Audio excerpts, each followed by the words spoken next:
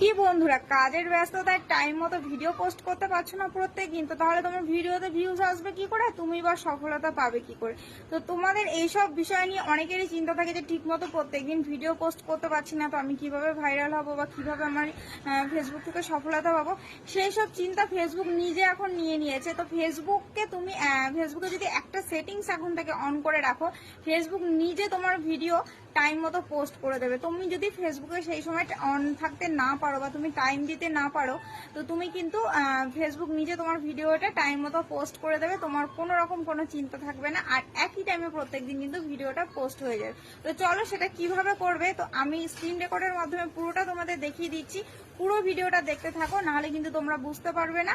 আর যদি ভিডিওটা ভালো লেগে থাকে তাহলে একটা লাইক, কমেন্ট, শেয়ার করে দিও, নতুনদের দেখার সুযোগ করে দিও।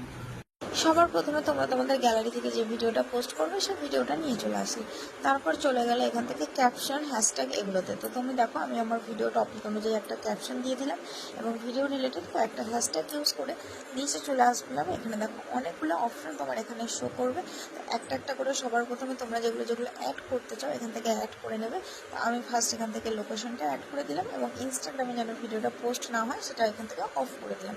তারপরে যদি তোমরা প্লে লিস্টে অ্যাড করতে চাও তো অ্যাড করে নিলে, তো বাকি যেগুলো টপিকস যেগুলো দেওয়ার ছিল তো আমি সমস্তটা দিয়ে নেওয়ার পরে এখানে দেখো একদম উপরে আছে শিডিউল পোস্ট বলে যে অপশনটা, ওখানে চলে আসবে। ওখানে চলে আসার পর দেখো এখানে শিডিউল ফর লেটার, এই অপশানে ক্লিক করলে এখানে তোমাদের একটা ক্যালেন্ডার চলে আসবে এবং এখান থেকে তোমরা কিন্তু শিডিউলটা করতে পারবে।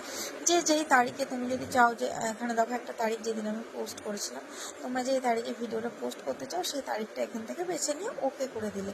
তো আমি এখান থেকে দেখো 8ই আগস্ট, তারপরে চলে আসবে তোমার একটা ঘড়ি।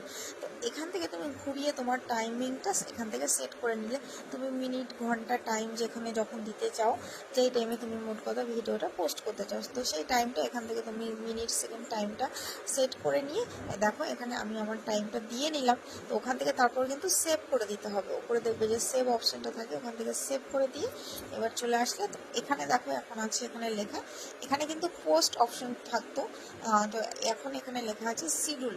তো তোমরা যখনই এখানে শিডিউল করে দিলে তো তখন কিন্তু তোমার টাইমে এবার ভিডিওটা সেট হয়ে গেল, তোমাকে আর কিচ্ছু করতে হবে না। এই টাইমে ভিডিওটা অটোমেটিক ফেসবুক কিন্তু নিজে থেকে তোমার পোস্ট করে দেবে।